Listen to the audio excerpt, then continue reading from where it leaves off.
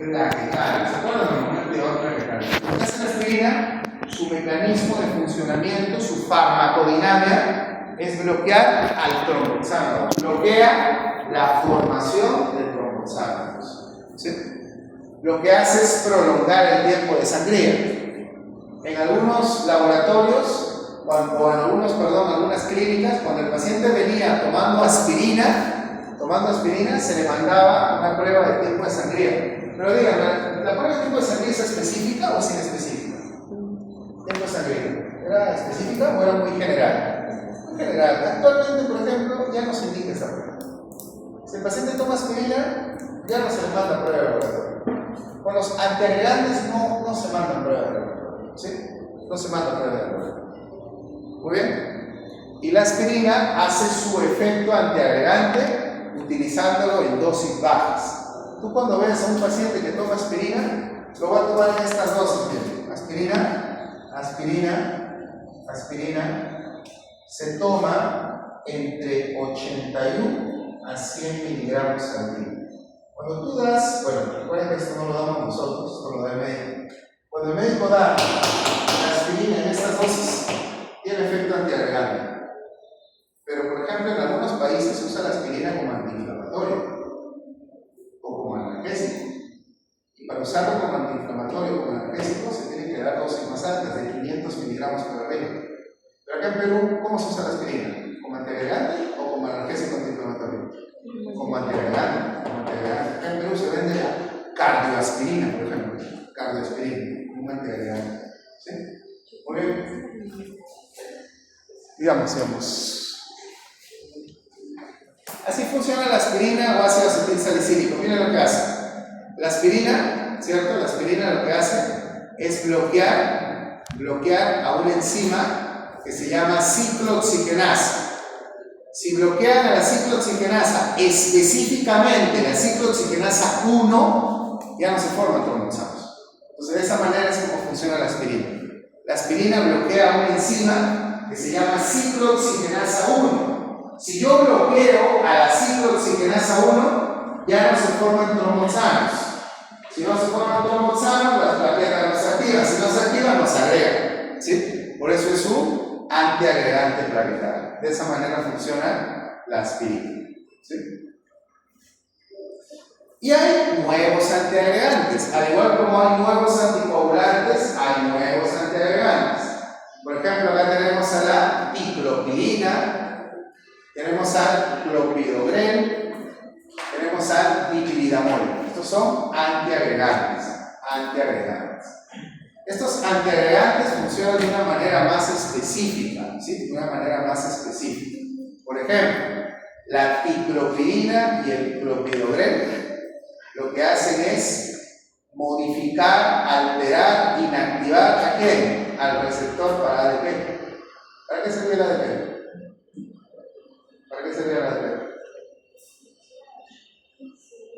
También era un activador planetario. ¿Cuáles son los activadores planetarios que estudiamos? Tromboxano, A2 y ADP. Si yo con diclopidina y clopidogrel inactivo al receptor para ADP, por más que haya ADP, no se va a unir a nada. Y la plaqueta no se activa. ¿Se entiende? O sea, lo que está haciendo diclopidina y clopidogrel es bloquear al receptor del activador, ¿no? O sea, al receptor del ADP. Yo lo bloqueo, el ADP no funciona. Si no funciona, la plaqueta no se activa. ¿Se entiende? Ahora, ¿cómo actúa el dipyridamol? El dipyridamol tiene otro mecanismo.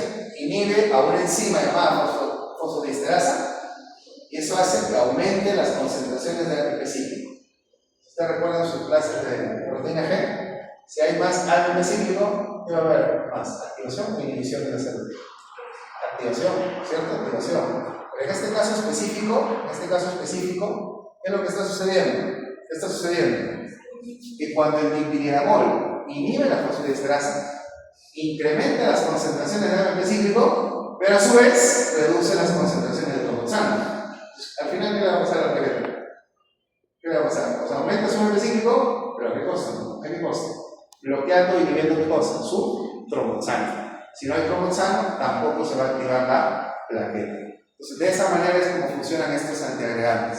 Diclopidina, clopidogrel bloquean directamente al receptor de ADP. Si se bloquea el receptor de ADP, ya no hay activación plaquetaria.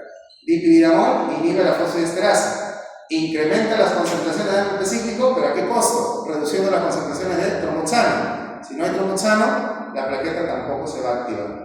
¿Sí? Acá lo vemos, ¿no? Acá lo vemos. Acá lo vemos. Entonces, nosotros vemos acá cómo está actuando, por ejemplo, el clopidogrel, la ciclopidina, ¿sí? ¿De qué manera actúan estos medicamentos? Inhibiendo, ¿se acuerdan? Inhibiendo directamente al receptor para ADP. Y el dipirilamol, ¿de qué manera actúa? ¿De qué manera actúa? Inhibiendo la fosfodiesterasa, aumentando las concentraciones de AMP cíclico, pero reduciendo las concentraciones de tromboxano, y eso haría de que obviamente la plaqueta no se active.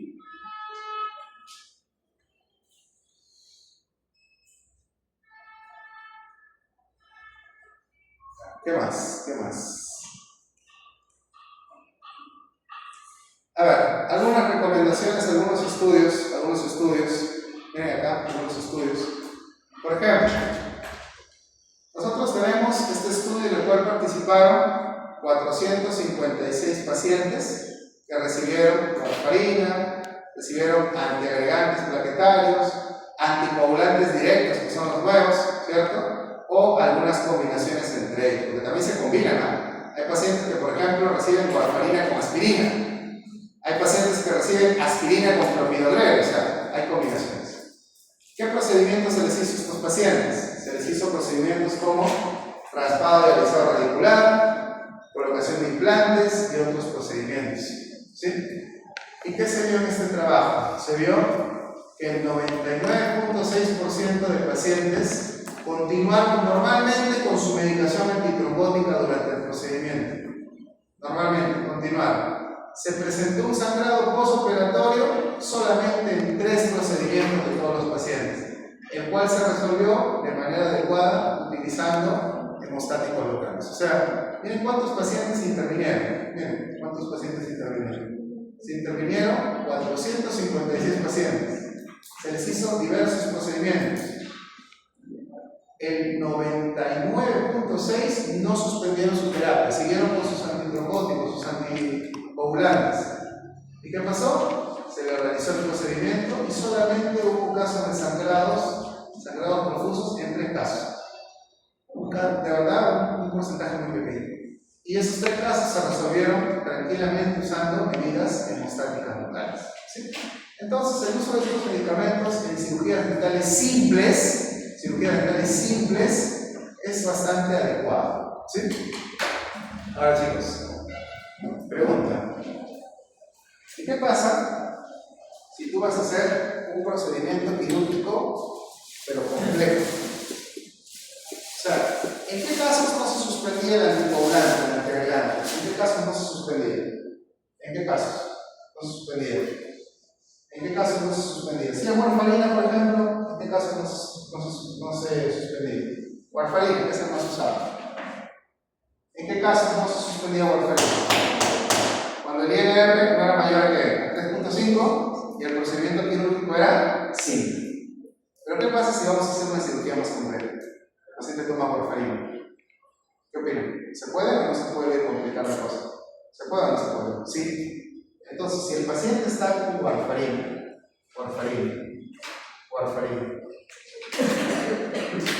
y se le va a realizar un procedimiento quirúrgico complejo, se le va a realizar una cirugía compleja, igual, yo le mando INR. ¿Cuánto tiene que estar el INR? ¿Cuánto tiene que estar el bolito? ¿Cuánto tiene que estar el INR? El INR tiene que ser igual o menor a cuánto? A 3.5. Pregunta, chicos, miren.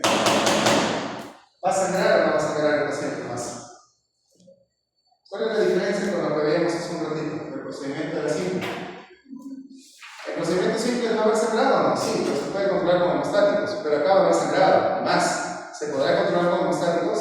Un poco difícil, ¿no? Un poco difícil. En este caso, sí se recomienda suspender la warfarina, pero no la suspendemos nosotros. Le mandamos una interconsulta a su cardiólogo del paciente y le contamos el caso. Se tiene que hacer un procedimiento quirúrgico complejo, va a sangrar, hay que suspender. ¿Qué es lo que hace el cardiólogo? Dice, ya, no hay problema, suspendemos la warfarina.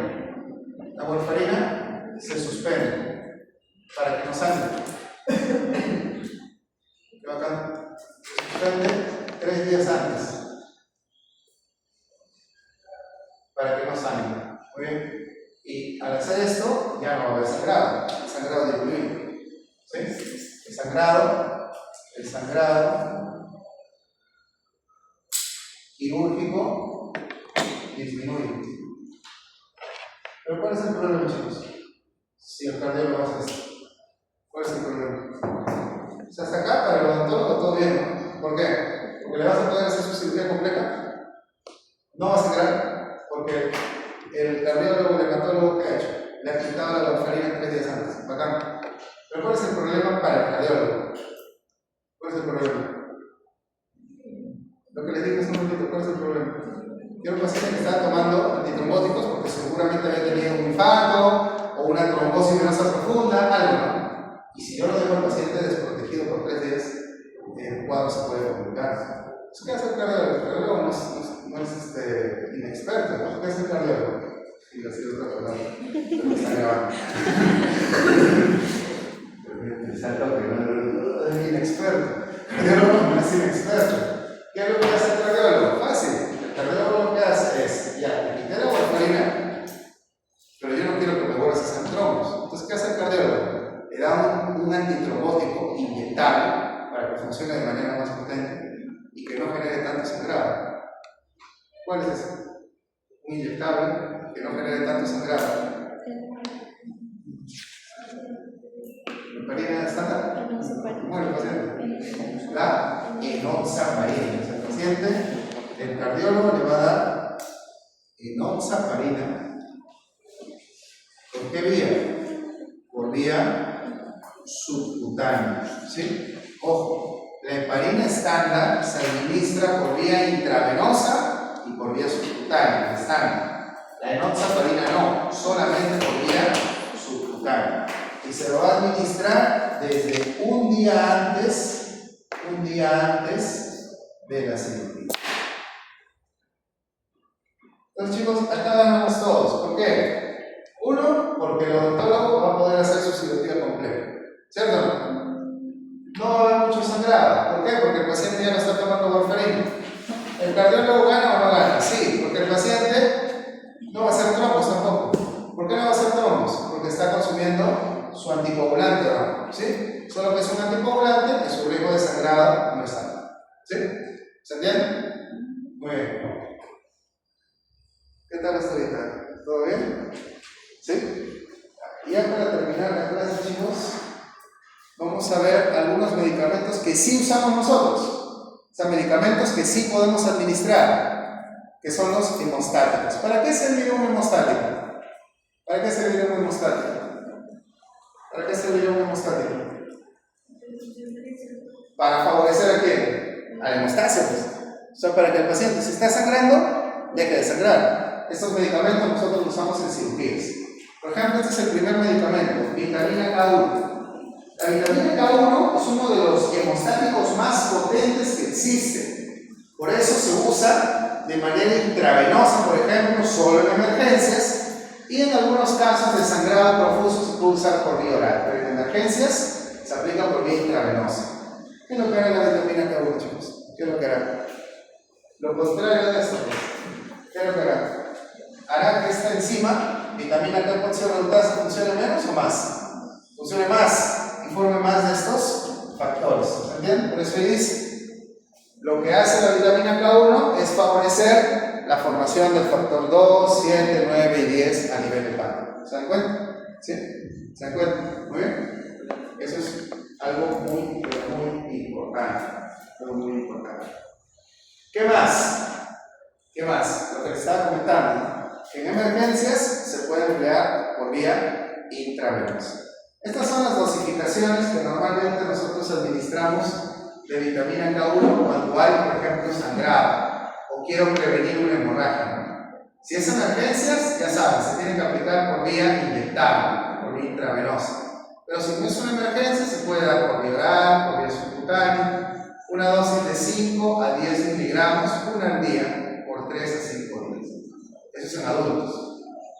En niños, obviamente, podemos dar con dosis más bajas, de 1 a 5 miligramos por vía oral, por vía subcutánea, cada 24 horas, igual, durante 3 a 5 días. ¿Sí? Esas son las dosificaciones, básicamente, de vitamina K1. Conaquion es una de las marcas comerciales más conocidas, Conaquion. Este de acá es el que más usamos nosotros, ¿no? El ácido tranexámico. Chicos, el ácido tranexámico es un medicamento que va a inhibir la formación de plasmina. ¿Qué era la plasmina? ¿Se acuerdan del último paso de la hemostasia? ¿Qué era la plasmina? Era una enzima que tenía forma de tijerita, ¿se acuerdan? ¿Cuál es su función? Cortar a la fibrina y que el coágulo se destruya. Digamos. ¿Qué hace el ácido tranexámico? Bloquea la plasmina. Si no hay plasmina, el coágulo se destruye, se queda. Si se queda, ahí sacamos. ¿Entienden? ¿Sí? De esa manera actúa. Entonces, ¿cómo actúa el ácido tranexámico? Puede bloquear directamente la plasmina o puede bloquear a la enzima que activaba el plasminógeno. ¿Cómo se llamaba la enzima que activaba el plasminógeno? ¿Cómo se llamaba la enzima que activaba el plasminógeno? Activador del plasminógeno tisular. Entonces, o bloqueas a esa enzima, al activador del plasminógeno tisular, o en todo caso, bloqueabas directamente a la plasmina. Bloqueas a la plasmina. ¿Sí? Muy bien. Estas son las dosificaciones. Nosotros, por ejemplo, el ácido tranexámico, a pesar que vienen ampollas, no lo inyectamos. Nosotros hacemos algunas estrategias interesantes. Agarramos la ampolla y la embebemos en una gasa. Le hacemos la cirugía al paciente, le ponemos la gasa ahí, con el ácido tranexámico, le decimos al paciente que muerda y que lo tenga ahí por lo menos unos 5 a 10 minutos. ¿Se entiende? ¿Qué es lo que está haciendo el ácido tranexámico? A pesar que es una ampolla, no lo inyectamos, está haciendo un efecto local en la zona. ¿Sí?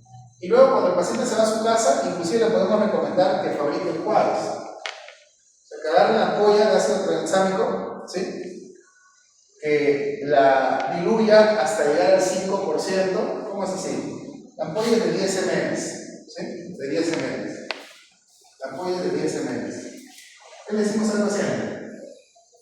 Que la ampolla que es 10 ml lo combine con 10 ml de agua. Y al hacer esto, ¿sí? 10 ml de ácido tranexámico con 10 ml de agua, yo ya fabriqué una solución al 5%. ¿Sí? Ya la fabriqué. Porque la ampolla viene al 10. Si la ampolla es al 10%, para bajarla a 5, ¿qué tengo que hacerlo? Mezclarlo con la misma cantidad de agua. ¿Se entiende? ¿Sí? Entonces, ¿qué hago? La ampolla que es de 10 ml, lo combino con 10 ml de agua. Y ahí fabrico una solución de ¿cuánto? De 5 ml. ¿Cierto? Y le digo al paciente que con eso que han fabricado se enjuague. Después de la cirugía, que se enjuague. Como si estuvieran jugando con clorexidina, que se enjuague. Ya enjuagatorios por 2 minutos, o sea que lo tenga ahí en la boca 2 minutos. Con 10 mililitros, ¿sí? O sea, acá hemos fabricado para 2 enjuagues, ¿cierto? Para 2 enjuagues. 10 mililitros cada 8 horas durante 2 a 5 días, ¿sí? Podemos decirle al paciente que haga enjuagues, ¿sí? Enjuagues con ácido tranexámico. O podemos embeber la gasa y colocarlo directamente en la herida, ¿no? También es una opción, ¿sí? Muy bien. Y ya hay otros medicamentos hemostáticos como el etancilato, por ejemplo. El etancilato, ¿qué es lo que hace? Miren estos 3 efectos, ¿ah? Estos 3 efectos del etancilato. Primer efecto del etancilato, primero, lo que hace es favorecer la actividad plaquetaria, promoviendo la primera fase de la hemostasia primaria. ¿Cuál era la primera fase de la hemostasia primaria? ¿Se acuerdan? La primera fase. 3 pasitos, ¿te acuerdas? El primer pasito, ¿cuál era? Adhesión. Lo que hace el etancilato es mejorar la adhesión plaquetaria. El primer paso de la hemostasia primaria, mejora la adhesión plaquetaria. ¿Sí? ¿Qué más? El etancilato va a estabilizar la membrana de la plaqueta. Va a estabilizar la membrana de la plaqueta. ¿Sí? Y el etancilato va a incrementar el número de plaquetas. Va a incrementar el número de plaquetas. ¿Sí? Entonces, de esa manera es como actúa el etancilato. Mejora la adhesión plaquetaria, estabiliza la membrana plaquetaria e incrementa el número de plaquetas. De esa manera es como funciona el etancilato, mejorando la hemostasia primaria. Acá están las dosificaciones. Recuerden que Tancilato viene para vía oral y también para vía inyectable. Si tú lo usas por vía oral, puedes dar 500 miligramos por vía oral cada 8 horas durante 3 a 5 días. Y si lo usas por vía inyectable, puedes utilizar de 250 a 500 miligramos, igual cada 8 horas, pero solamente por 2 días, como máximo. ¿Sí? Esas son las dosificaciones de Tancilato. ¿Para qué sirve el Tancilato? Para mejorar la hemostasia primaria. Marca comercial recontra conocido del Tancilato, Vicinone. Muchos odontólogos no conocen qué es el Tancilato. Pero tú le dices Vicinone, sí, funciona, ¿no? Sí, Vicinone, es lo mismo. Y por último, vamos a ver al carbazocromo. ¿Qué es lo que hace el carbazocromo? El carbazocromo lo que va a hacer es mejorar la resistencia de la pared del vaso sanguíneo. Ustedes saben, chicos, ¿han visto esas personas que estornudan y sangran de la nariz? Les da un poquito el sol y sangran de la nariz. A cada rato viene sangrado por la nariz. Yo tenía en el colegio como 5 amigos que se reían y sangraban la nariz. ¿Cómo se llaman esos pacientes que tienen los vasos sanguíneos muy frágiles? Se llaman pacientes con fragilidad capilar, que de todo sangran, ¿cierto? Pacientes con fragilidad capilar. Esos pacientes, por ejemplo, reciben tratamiento con carbazocromo. Porque ¿qué es lo que hace el carbazocromo? Mejora, aumenta la resistencia de la pared vascular, de la pared del vaso sanguíneo. ¿Sí? Esta es la dosificación igual. En pacientes adultos normalmente se administra 30 miligramos por vía oral, 30 miligramos por vía oral, cada 8 horas durante 3 a 5 días. Y en casos excepcionales, en casos de emergencia, se puede utilizar 50 miligramos por vía intravenosa, una al día, por 1 o 2 días. Este es el carbazocromo, nombre comercial recontra conocido, la famosa Adona. ¿Sí? Adona es carbazocromo. Con esto me ha pasado más todavía. ¿Ustedes usan carbazocromo? No, yo uso Adona. Lo mismo. Adona es el nombre comercial, básicamente. Y hay otras medidas hemostáticas, como habíamos dicho, el hemocolágeno, las esponjas de fibrina, ¿no? En realidad son medidas adicionales que también se pueden utilizar. Aparte de los medicamentos, estas medidas también se pueden utilizar.